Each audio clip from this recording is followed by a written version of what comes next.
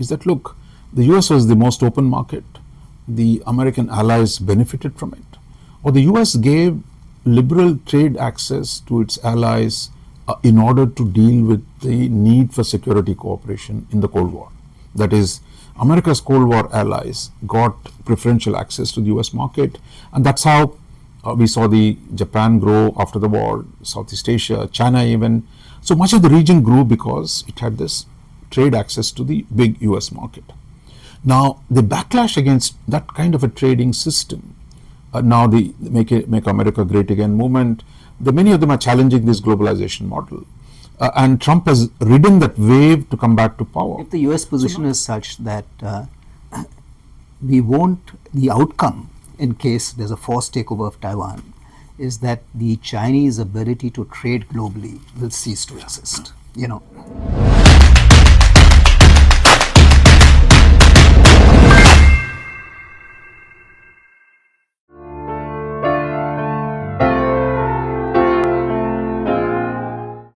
Good morning, everyone, and welcome to the next episode of Dablim Dialogues.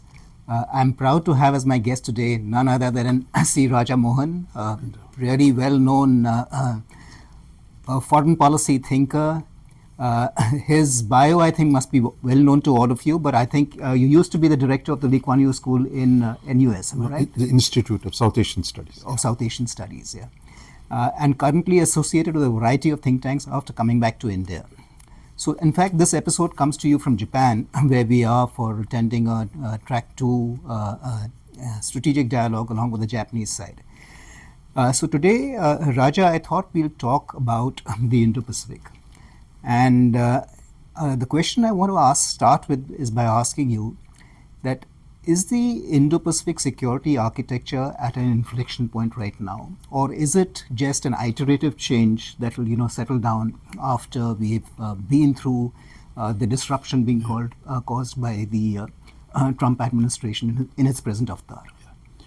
No, I think it's a very good question in terms of what happens to the Indo-Pacific architecture, given the dramatic changes in economic and geopolitical policy that we are seeing unfold in Washington. The Trump administration has not still articulated a national security strategy where it might clearly define what exactly its goals are.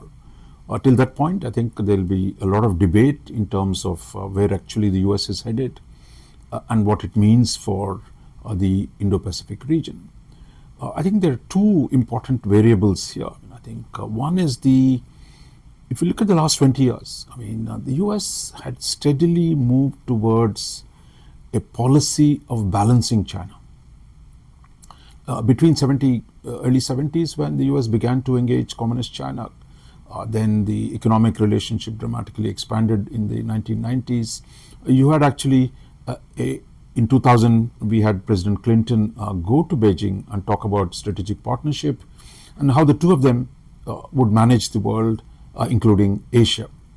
But I think once the Bush administration came to power in 2001 January, the idea that, look, China is a problem rather than a solution began to emerge.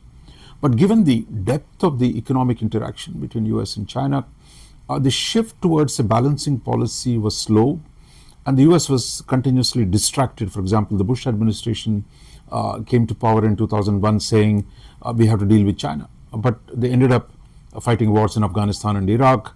So their ability to concentrate on the China question, kind of flagged. Then came the Obama administration. We might recall that it was the Obama administration that talked about a pivot to Asia, that the US must now move from Europe and Middle East to Asia, where the principal challenges are. But then the Obama administration itself found it important to engage China on issues like North Korea, work together with the Chinese on climate change. So again, the Obama administration struggled to turn that policy of a pivot to Asia into practical outcomes. Then came the Trump administration, which is Trump 1.0, where actually Trump 1.0 took a definitive position. One, that China is a challenge and that the US must have an explicit balancing policy and that this balancing policy will be carried out in the framework of the Indo-Pacific region. That is, they expanded the idea of Asia Pacific to include India and called it the Indo-Pacific. The Trump administration also revived the idea of the Quad, which had met briefly once in 2007, but now they were talking about making it one of the elements of the architecture for the Indo-Pacific. Then we had the Biden administration, which actually strengthened this policy of balancing China, elevated the Quad to the level of a summit level. It also signed the AUKUS agreement with the Australians and the British, which was the agreement to transfer nuclear submarine propulsion technology to the Australians. The US also encouraged normalization between Japan and South Korea, which have a historic problem in terms of given the Japanese occupation of Korea in the past, and created a trilateral framework, that is Japan, Korea and the United States.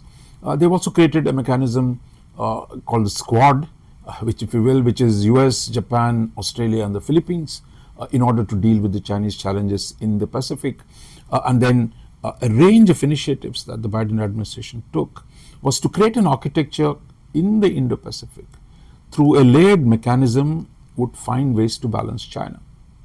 Now, many had assumed that when Trump returned to power, that given the fact that it was Trump who started the Indo-Pacific framing, that he was the one who revived the Quad, he was the one who talked about Chinese threat, that we'll see a continuity with the Biden administration. But unfortunately, I think what we have is a whole lot of questions about where the Trump administration is going. We can get into the details of that. Principally, the problem is Trump keeps saying, look, he wants good relationship with Russia and China. And in Asia, the idea that, look, he needs to develop a partnership. Even as the technological, economic, other sanctions against China continue, Trump looks like he's seeking a grand bargain with China. If that happens, what happens to America's allies and partners is a big question. I'll just briefly mention the other variable, which is China. China now, between the late 2000s onwards, it took a very assertive policy against its neighbors. That is, it would bully everyone on the territorial issues, that it would try to establish its hegemony. We might recall the Wolf Warrior diplomacy of an aggression. Now, China too is beginning a smile diplomacy. While President Trump talks about improving ties with Xi Jinping, Xi Jinping is also trying to say, look, to improve his bargaining power, he's trying to reach out to some of the neighbors. Just at the beginning of the diplomacy we're seeing with Japan, with Australia, with a whole lot of countries, including India. So I think now we have an uncertain direction of both US and Chinese policies, and what it does to the rest of the architecture, I think is going to be the big question with us in the next 3 or 4 years. So, Raja, taking off from where you left off, one would have expected that, the big disruption, of course, is the rise of China.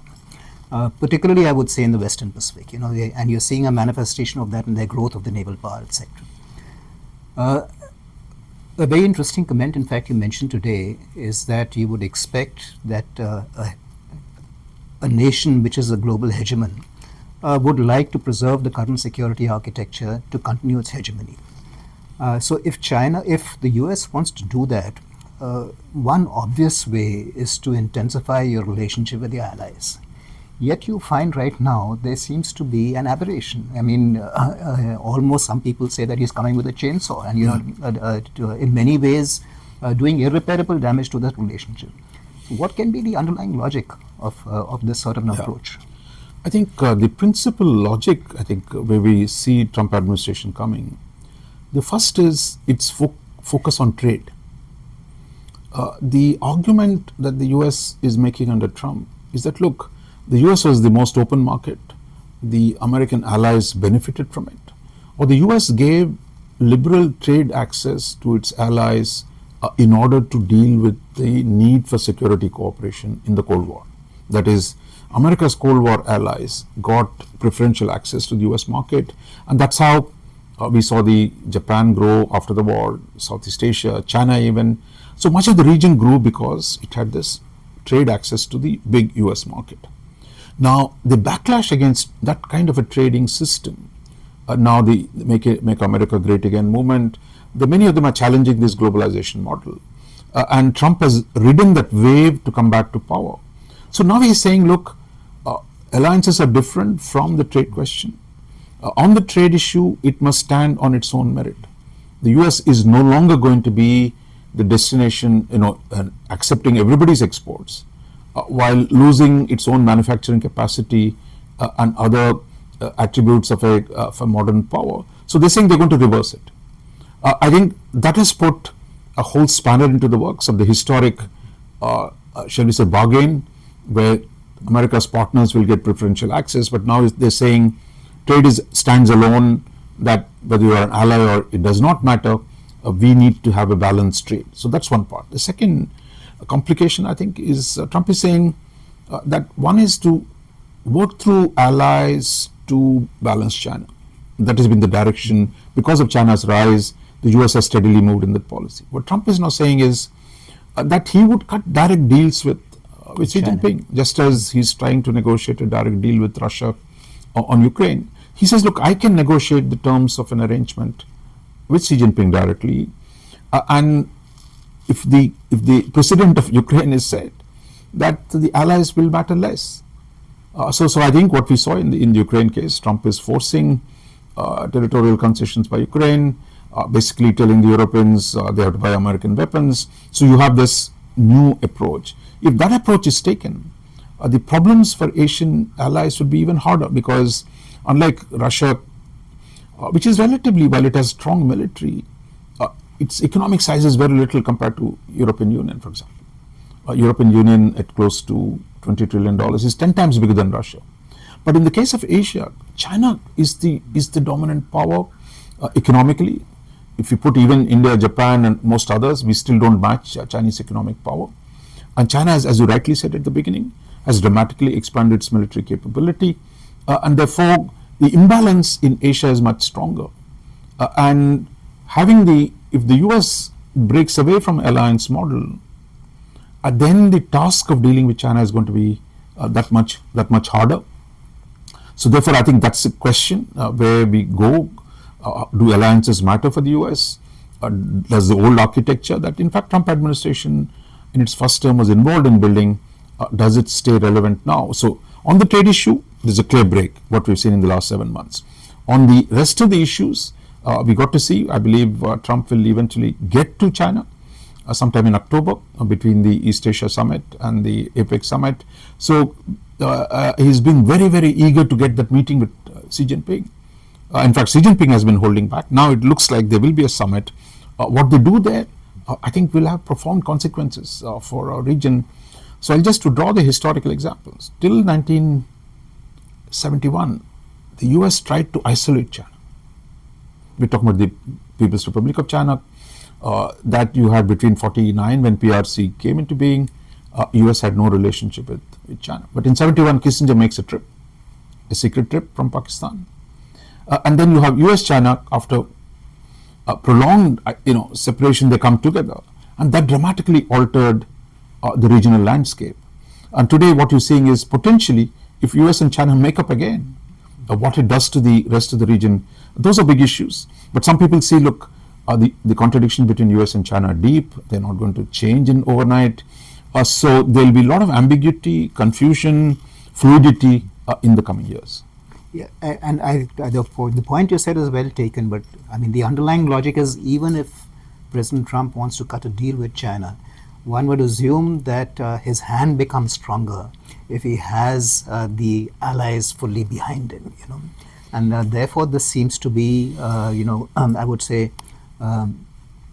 not in tune with how a person entering a negotiation will enter that, will sort of behave. I mean, in that sense.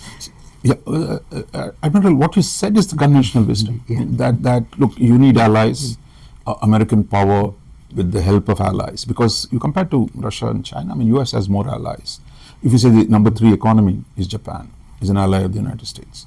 Europeans, Britain, France, Germany, these are all the top economies and major world actors. All of them are US allies. But what Trump has done is really to say, look, allies are actually free riders. They're benefiting from the US partnership. And they're taking us for a ride. Therefore, his attitude to allies is not one of the historic US approach post Second World War. It is one which says, look, allies are a problem. And I think they want American military to stay. For example, his argument, Europe is rich, but doesn't pay for its own security. He says Japan and Korea are rich. Why am I, that is United States, protecting them from China? Yeah. So I think that is the argument. Now, how the balance between these two positions will evolve in the coming days, because the Trump's mass base, especially with the MAGA movement, they're hostile to alliances. While the Washington establishment sees the logic of alliances, the popular sentiment on the right and historically on the left, which is saying, why are we involved in distant wars? Why are we trying to manage the world? Let's look after ourselves. And if anybody pushes around, we're going to beat the hell out of them. So that is the approach of the MAGA movement. And last few days, when Trump said, look, maybe US will play a role in the security guarantees for Ukraine, there's a big pushback from the MAGA movement saying, look, we don't want the US to get dragged into another war. So I think there is a political change in the US which breaks the historic logic on alliances. That's one part. Second part is the Chinese power has grown, as you mentioned right in the beginning. Today, in the past, America, for example, from 1949, sat on the first island chain, that is from Japan through Philippines, through Taiwan, through Southeast Asia. So the entire, there's like a screen. Those of you look at the map will see a screen of islands facing China. And America, they were all America's allies. And China did not have much military power. So therefore the US could dominate the front yard, if you will, of China. But today I think over the last 20 years, Chinese military power has grown. Its land-based missile systems, its underwater systems. Today it can threaten the forward military presence of the United States in a way that historically the Chinese could never challenge it. And I think that alters the military calculus for China, for the United States. Does it pull back from the first island chain? What kind of military strategies can it use to deal with the shifting balance of power? If you look at global level, the balance between US and China is still in the US favor. But if you look at in-theater balance, that is, if you look at only the Western Pacific, the Chinese have a significant amount of military power that can undermine the US military presence in the forward. So there is a section in the American right which is saying, look, Taiwan is next door to China. We are 10,000 miles away. Why would I want to give a commitment I will defend Taiwan against China? That is, that's an impossible task. Therefore, don't get dragged into it. I mean, so that is one argument. Others who say, look, if Taiwan goes, the whole structure of geography, the geopolitics of Asia will fundamentally change. That will give China a free run across into the Pacific, and its domination over the first island chain will get complete. So I think there are both these arguments, but the Trump and the MAGA preference is for, look, let the region take care of itself. Why am I doing it? But the argument is American forward military presence actually helped establish American primacy. But these guys argue the right wing. What has primacy done for us? Why should I be the one paying for my forward presence? If Japan wants to do it, South Korea wants to become nuclear, they can and deal with the threats. So that is the counter argument. How this plays out is again something we'll see. So coming out, let's assume, the hope of particularly the US allies in this region, if you take Japan, South Korea, Philippines, etc., is that the US commitment does not waver. But let's assume that there is a drawdown. Can middle powers sort of come up and attempt to fill in this gap? And by middle powers, if you talk about Japan, South Korea, of course, they are already US allies and will continue to remain allies in a sense. Australia and even India for that matter, if middle powers attempt to do that, does it require some formalized structure, or is this going to be a loose affiliation? What sort of structure can possibly emerge? No, I think if you look at the essence of the balance of power in Asia and the Western Pacific, the task of balancing China, military balancing of China, will become enormously difficult without the US. If you take the US out of the equation, Japan, India, you put all of them together, the military expenditure does not match China's. and China's ability to push around each one of them on the bilateral front is enormous. So therefore, without the US, the task of balancing is going to be very, very hard. So where does that leave the Asian partners, where a retreating US, assuming the retreat, and an assertive China, between the two, what are the options that you have? I mean, I would say broadly 3 levels at which, I think one, the option that, look, you can rely only on the US to do the balancing, that doesn't work anymore. Therefore, you have to build your own national capabilities to raise your military strength, which means actually spending more on defense, creating more military capabilities. That is one part. The second is the idea that you mentioned, that the middle powers of the region come together, collaborate with each other. This too, I think, is important. The first and the second are not in opposition to each other. And the more you build your capabilities, that then India, Japan working together, or India and Japan helping the Philippines, which is another frontline state, those become better. But I think they will need to work through the mechanisms where initially probably informally, later far more formally structures. But I think we need more coordination between the Asian powers if you want to balance in the region without the United States. So a third dimension, given the imbalance between Chinese military power and Japan and India and others, you need to think of asymmetric strategies. That is, you can't match the Chinese numbers one to one. So you have to develop the capabilities, asymmetric capabilities. There are 2 ends at which asymmetric capabilities can work. One is to develop nuclear weapons. That is, if Japan goes nuclear, South Korea goes nuclear, and then you have a threat deterrence to some effect.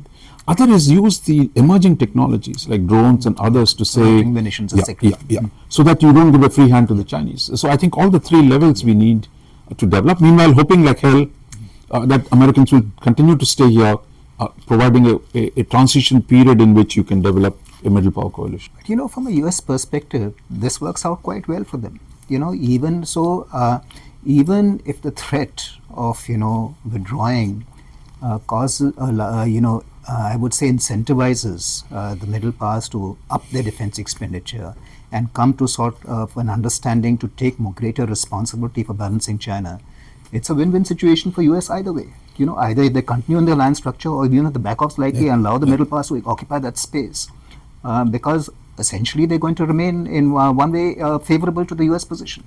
Exactly. I think that is the solution. See, what is Trump saying? We need allies to pick up the slack. Otherwise, I won't be there.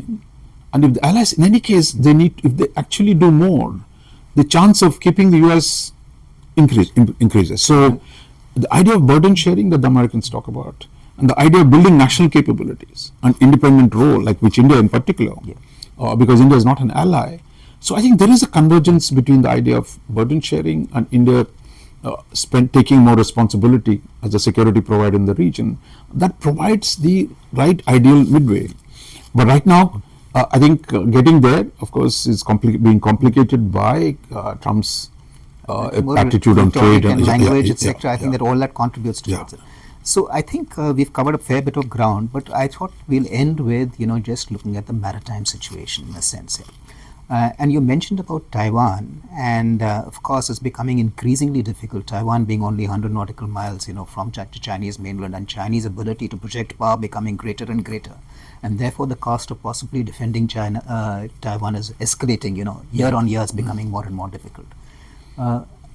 Another approach to this can be from the US point of view. If you want to defend Taiwan, don't defend Taiwan on the mainland of Taiwan. If the US position is that, for example, it's that China is a huge trading power, they're the largest trading nation in the world. I think their trade to GDP ratio roughly around 35%, more than $6 trillion of merchandise trade, maybe around $5.5–6 trillion worth of trade.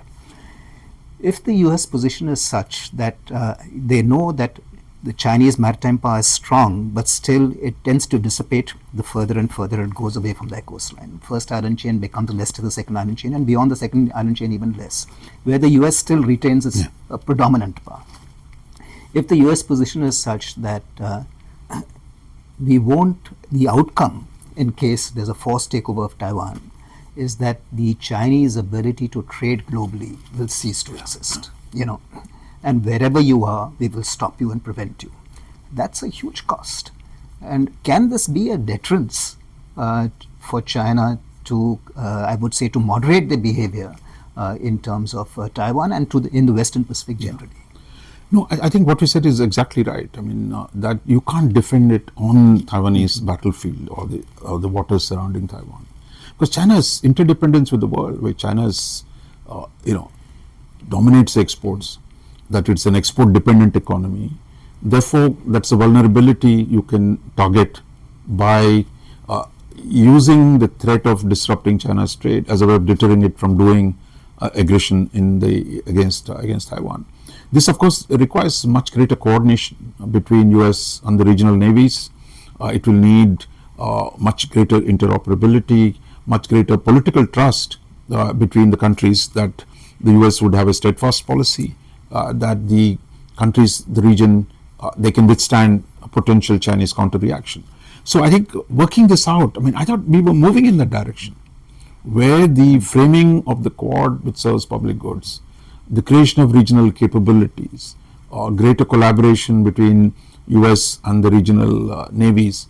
But Trump now is coming in, using the trade first or only trade policies have shattered that trust. It's not just India that is having problems. Australia, for example, it's not sure whether the AUKUS deal will remain. Japan is not clear where Trump wants to take the alliance in the event of a North Korean threat.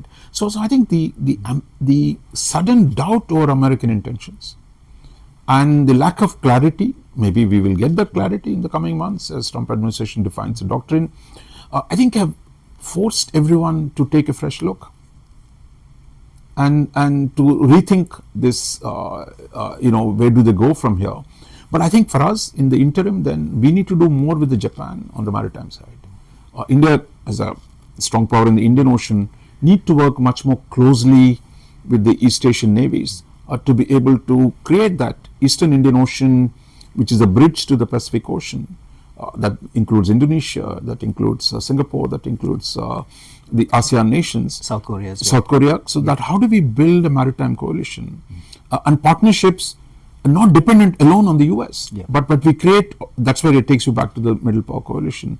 We need to do more with each other in the region and not just depend on the US. So that is the only way to at least create the capabilities of at least some deterrence against the Chinese. Also, I would say the developing of nuclear navies becomes very important. If the US does not give AUKUS to Australia, can Australia and India, Japan, can they work together on nuclear propulsion? Nuclear propulsion, of course, for military users is not prohibited by the NPT. So I think there are bolder initiatives needed in the region to be able to create those asymmetric capabilities to limit Chinese challenge. I think the underlying message coming out from you is that in every crisis you look for opportunities and capitalize on those opportunities. I would say this is too much of a crisis to go waste, and I think there's a lot we can do with the dynamic policy. So that being said, Raja, thank you so much for participating on WM Dialogues, and look forward to many such interactions in the future. Thank you for inviting me.